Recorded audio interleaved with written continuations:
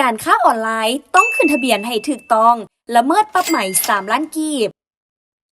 กระทรวงอุตสาหกรรมและการค้าออกข้อตกลงว่าด้วยการปรับใหม่และการนำใช้มาตรการอื่นต่อผู้ละเมิดดำรัสและระเบียบการเกี่ยวกับการค้าทางอิเล็กทรอนิกส์ฉบับเลขที่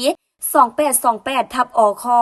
ลงวันที่11พฤศจิกายน2025รัฐมนตรีกระทรวงอุตสาหกรรมและการค้าตกลงคือมาตรา6การละเมิดการค้าผ่านทางอิเล็กทรอนิกส์ของตนการละเมิดการค้าผ่านช่องทางอิเล็กทรอนิกส์ของตนตามแต่ละกรณีมีคือ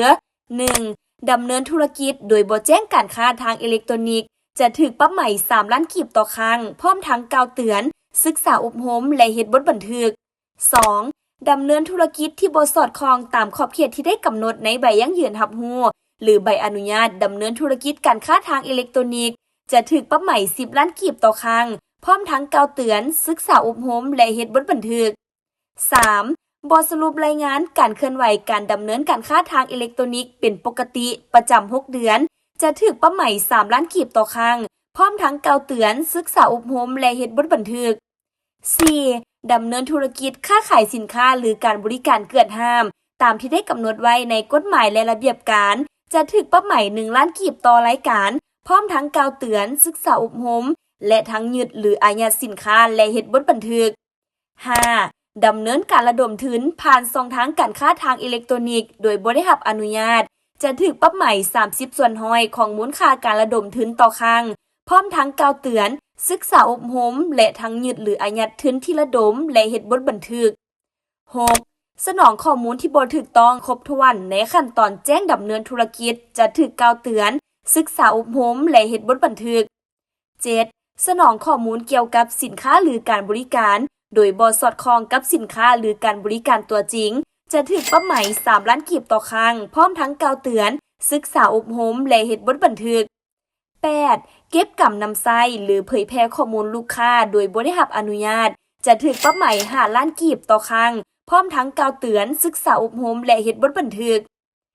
9. ส่งข้อความที่เป็นการโฆษณาสินค้าหรือการบริการของตนบ่ถูกต้องและชัดเจนตามความเป็นจริงเกี่ยวกับประเภทชนิดคุณลักษณะคุณภาพสินค้าเครื่องหมายการค้าและการบริการโฆษณาที่มีลักษณะเสียดสีหมิ่นประมาทสินค้าและบริการของผู้อื่นจะถูกปรับใหม่5 ล้านกีบต่อครั้งพร้อมทั้งกล่าวเตือนศึกษาอบรมและเฮ็ดบทบันทึก 10. บ่นำใช้เครื่องมือการชำระหรือสื่อการชำระของผู้ให้บริการชำระที่บ่ได้รับอนุญาตจากธนาคารแห่งสาธารณรัฐประชาธิปไตยประชาชนลาวเพื่อชำระสินค้าและการบริการจะถูกปรับใหม่5 ล้านกีบต่อครั้งพร้อมทั้งกล่าวเตือนศึกษาอบรมและเฮ็ดบทบันทึก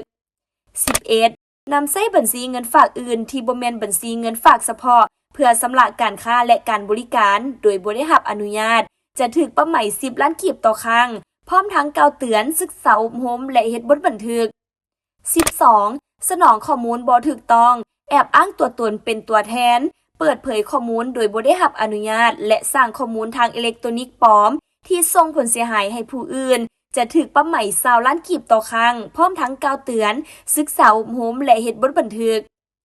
13. จำหน่ายสินค้าบ่มีคุณภาพบ่มีมาตรฐานสินค้าปลอมสินค้าลอกเลียนแบบสินค้าต้องห้ามปฏิบัติสัญญากับผู้สวมใช้บ่ถูกต้องและครบถ้วนโฆษณาสินค้าและบริการบ่ถูกต้องหรือเกินความเป็นจริงติดประกาศรับชำระราคาสินค้าและบริการเป็นเงินตราต่างประเทศจะถูกปรับใหม่20 ล้านกีบต่อครั้งพร้อมทั้งกล่าวเตือนศึกษาอบรมและเฮ็ดบทบันทึก